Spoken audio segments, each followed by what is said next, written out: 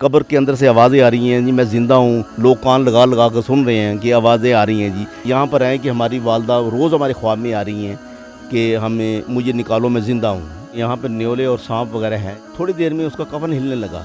अस्सलाम वालेकुम जी, मैं अरसलान आज़म और पैगाम टीवी में आपको खुशामदीद कहता हूँ। आज से कुछ रोज़ पहले सोशल मीडिया पर आपने वीडियोस देखी होंगी कि उसमें ज़िक्र किया जा रहा है कि कब्र से आवाज़ आ रही है और उस कब्र कुशाई की जाए। लोगों ने इसरार किया, कमेंट्स में अपनी राय का इजहार किया कि आखिर कब्र को क्यों नहीं खोला जा रहा, वो शख्स अंदर ज़िंदा हो सकता है, उसकी जान बचाई जा सकती है।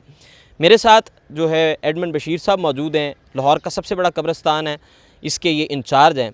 इनसे जानने की कोशिश करते हैं कि कब्र कुशाई का असल तरीक़ा कार क्या है और इनसे चंद वाक़यात जो है 15 साल से ये इस कब्रस्तान से जुड़े हुए हैं, वो वाक़यात भी जानने की कोशिश करेंगे। और आज की इस वीडियो में हम आपको वो कब्र कुशाई से मुतल्लिक़ तमाम तर मालूमात पहुँचाएँगे जी। ऐसे था कि एक बच्चा था, वो तकरीबन 5 साल का था, वो फौत हो गया था। तो उसकी कब्र वगैरह बना दी गई। अभी दफन नहीं किया था, नमाज जनाजा भी कर लिया, सब कुछ करके जब उसको इसको कब्र में लहद में उतार दिया है।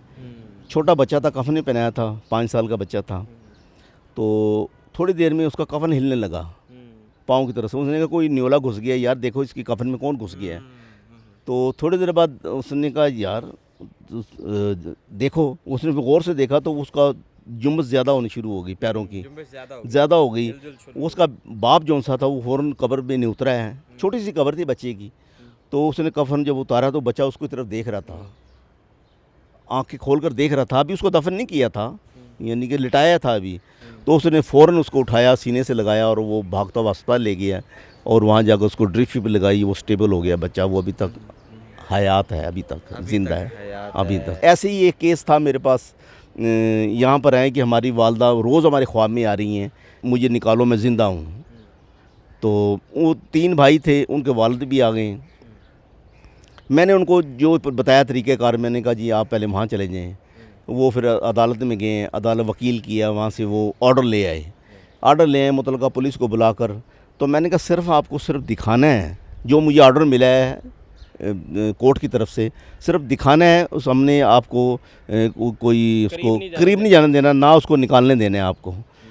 तो वो आए, सब कुछ मैंने सब कुछ तैयार करके मैंने गोरकन को बुलाकर मैंने कहा आप इसको मट्टी हटाएं, इसकी कब्र की मट्टी हटाई। मट्टी हटाकर तो एक स्लैब हटाई। उनको तकरीबन को 1.5 या 2 माह हुए थे अभी फौत हुए, ज़्यादा देर नहीं हुई थी।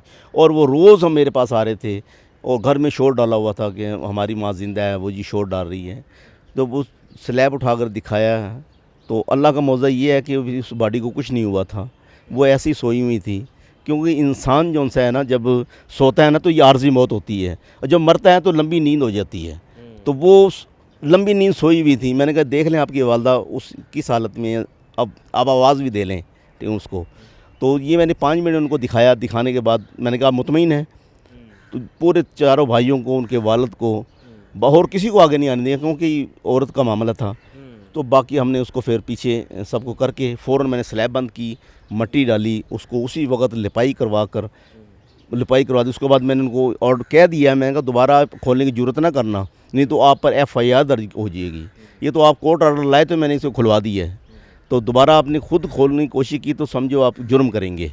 लोगों को एजुकेट कीजिए कि कब्र कुशाई कैसे की जाती है और आपने अब तक जो है वो कितनी कब्र कुशाइयाँ अब तक देखी हैं? 15 साल से आप इस कब्रिस्तान के साथ जुड़े हुए हैं।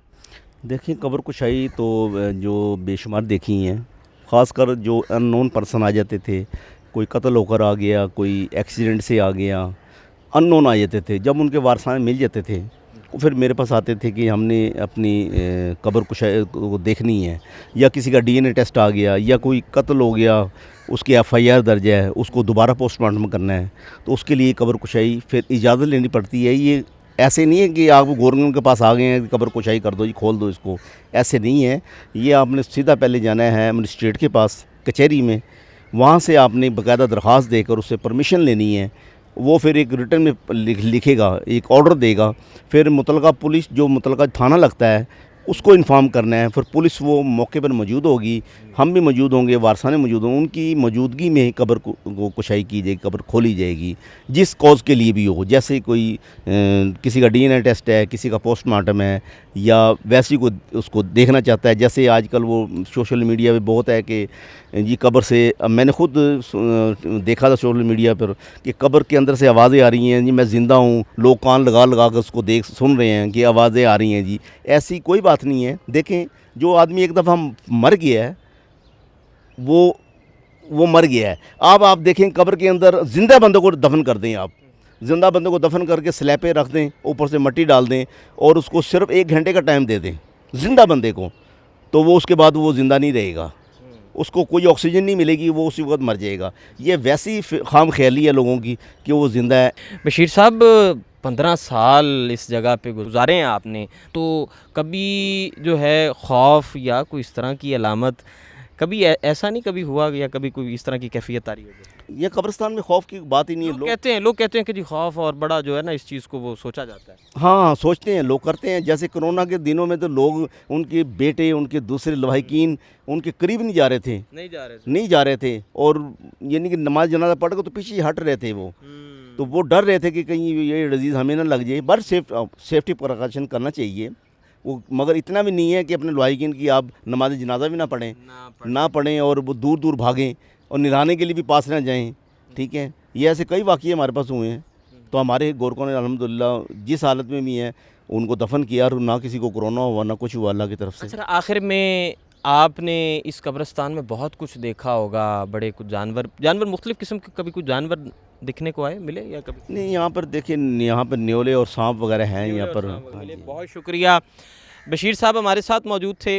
नाजरीन, इन्होंने कब्र कुशाई से मुतल्लिक हमें मालूमात दी और इसके साथ साथ हम इस पैगाम से अपनी वीडियो का इख्तिताम करते हैं कि सब ने इधर ही आना है और जिनके प्यारे, जिनके चाहने वाले पहले आ चुके हैं इस कब्रिस्तान में या किसी भी कब्रिस्तान में आ चुके हैं, तो उनकी जो है वो खैर ख़बर ज़रूर लिया कीजिए, क्योंकि आपने भी इधर आना है। और अपने मेज़बान अरसलान आज़म को इजाज़त दीजिए।